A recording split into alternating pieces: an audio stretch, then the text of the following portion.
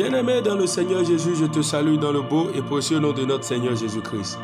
L'amour du Père, la douce communion du Saint-Esprit sont avec nous dans le glorieux et puissant nom de notre Seigneur Jésus. Une fois encore ce matin, bienvenue à notre émission Ma déclaration matinale. Alléluia. Au coucher du soleil, un profond sommeil tomba sur Abraham. Et voici une grande frayeur et une grande obscurité vint l'ensaillir. Et l'Éternel dit à Abraham, sache que tes descendants seront étrangers dans un pays qui ne sera point à eux. Ils y seront asservis et on les opprimera pendant 400 ans. Mais je jugerai la nation à laquelle ils seront asservis et ils sortiront ensuite avec de grandes richesses. Toi, tu iras en paix vers tes pères, tu seras enterré après une heureuse vieillesse. Genèse 15, le verset 12 au verset 15. Mais plus on l'accablait, plus il multipliait et s'accroissait. Et l'on prit en aversion les enfants d'Israël. Exode 1, le verset 12. Bien-aimés dans le Seigneur, dans le livre de Genèse 15, lorsque nous lisons le verset 13, nous voyons que ce n'est pas parce que les enfants d'Israël ont péché que Dieu a dit à leur père Abraham qu'ils iront dans le pays étranger pour être asservis. Mais c'est plutôt le plan que Dieu a prévu pour son peuple, afin de faire révéler sa gloire.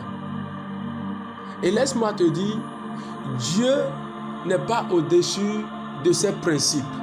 Ses principes, il les respecte toujours. Dieu n'est pas au-dessus de ses principes, mais ses principes, il les respecte toujours. C'est pour te dire simplement, bien-aimé, notre Dieu est un Dieu d'ordre. Et l'ordre qu'il a établi pour les choses à venir, il les respecte toujours. C'est pourquoi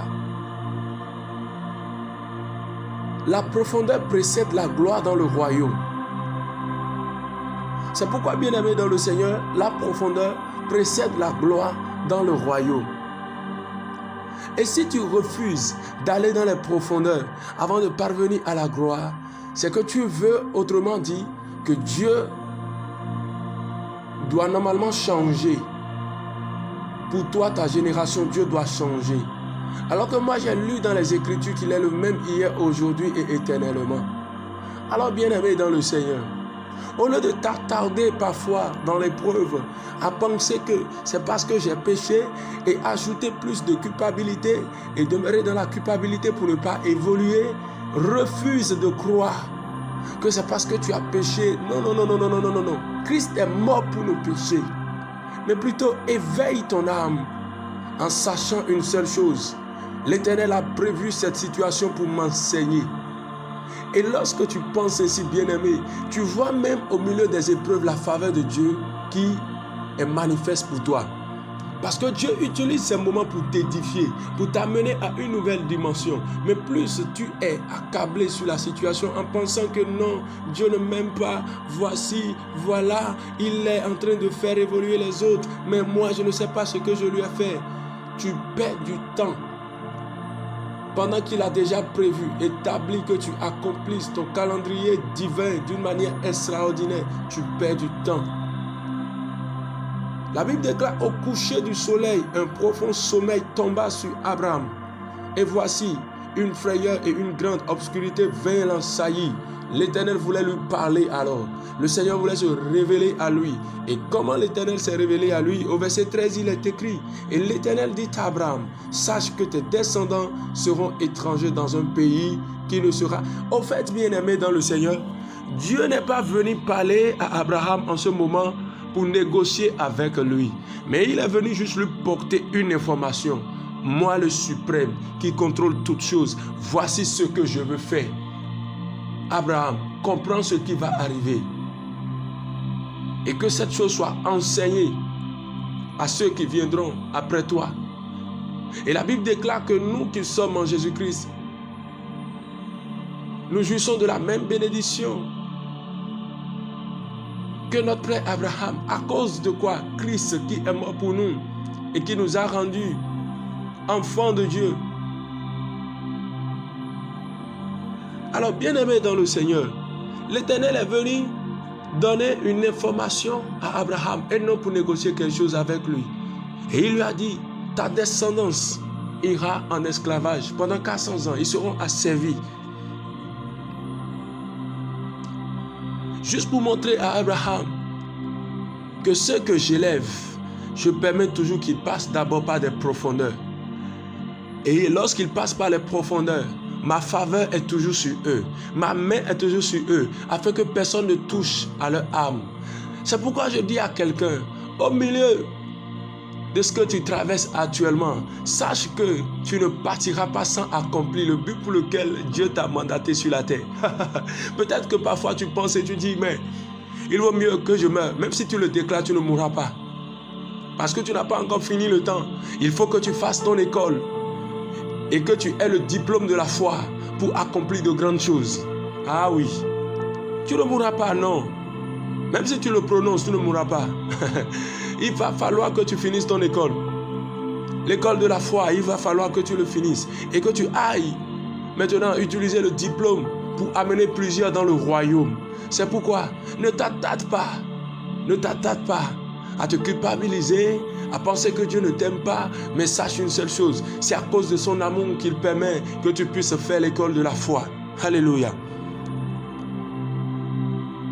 Et je veux dire que la bonne nouvelle, bien-aimés, c'est qu'au milieu même de ce que nous voyons comme adversité, comme épreuve et autres, bien-aimés, la faveur de Dieu est là. Il y a sa main qui opère pour nous montrer dans les petits détails que malgré tout ce que nous pouvons penser ou imaginer, je suis l'Éternel Dieu qui est là en train de faire de grandes choses avec toi.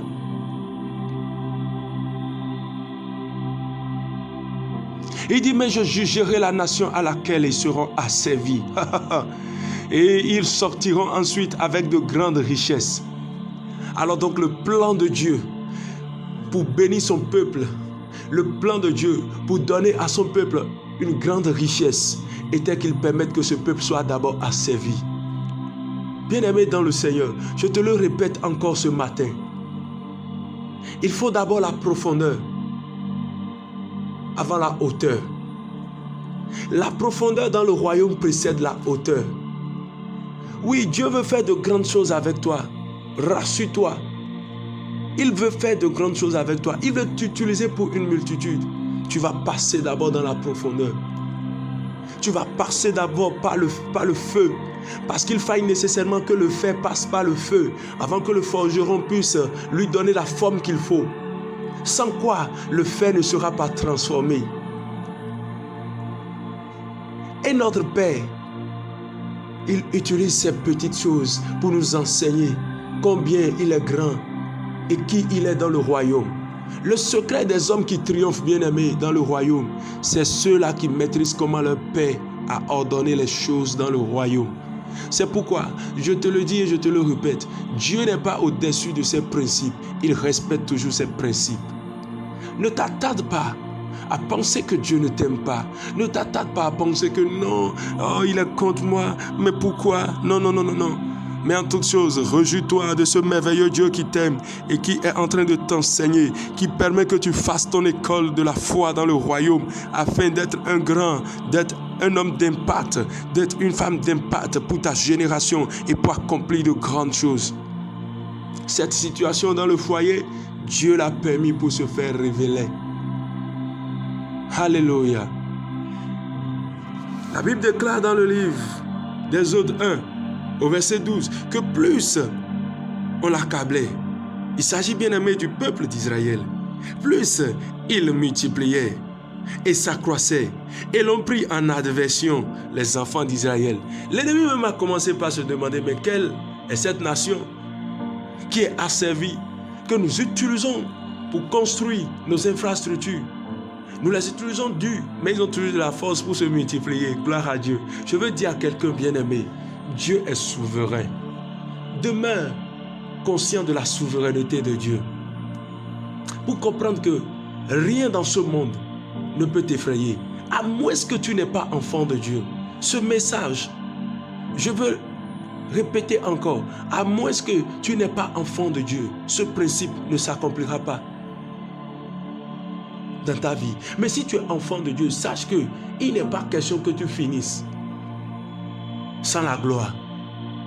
Donc pendant que tu traverses les moments difficiles, les moments où tu ne comprends rien de ta vie, sache que Dieu est en train d'opérer de grandes choses pour toi.